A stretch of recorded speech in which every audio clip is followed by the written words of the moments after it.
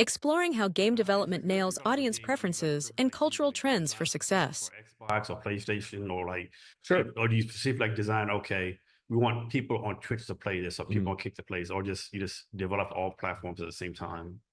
So now in 2024, we're getting closer to the advent of software that lets us do those kinds of Mm. things, like develop for multiple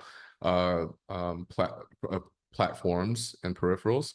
But no, we usually come out in the concept phase, understanding what the limitations are for, one, how much money we have to fund the game, which is a huge impact on, which has a huge impact on what platforms we're able to output the game, right?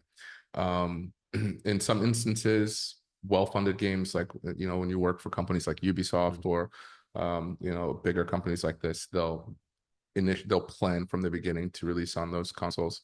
But mid-size to indie to mid-size studios will target a console, develop that, and then worry about porting it to other consoles later. It's usually the more economical approach.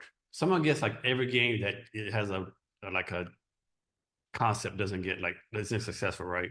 Yeah. So like on average, like if there's like is like one successful game for every 10 games developed, or is like a metric for that? So there are metrics for success in games before you build them. We get very detailed market analysis reports that tell us exactly what people are playing, what current trends are in genres, and types of game. Like even with games that are almost identical, we can go down to the molecular level and see what gameplay systems in these games are people engaging the most, etc. And that allows us to create concepts that target those things. So I can have a feature set that mirrors the most successful games on the market today, and then develop my concept around those core features, and then push the game. We would have, if at the worst, mediocre success. Which And how does the breakdown for like different ages work?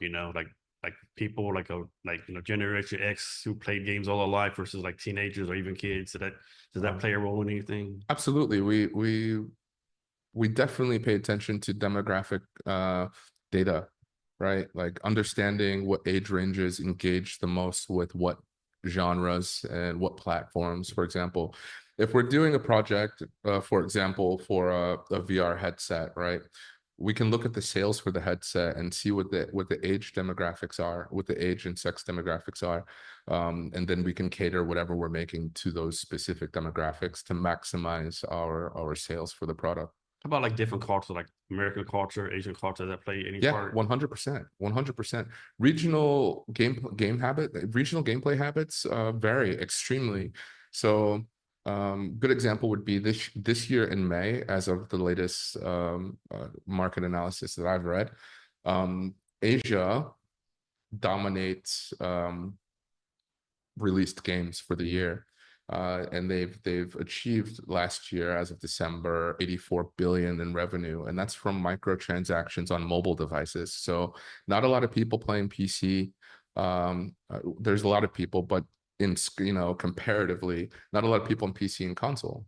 So if we were going to develop something for the Asian market, we'd be focused heavily on in the mobile space. Okay. Yeah, yeah.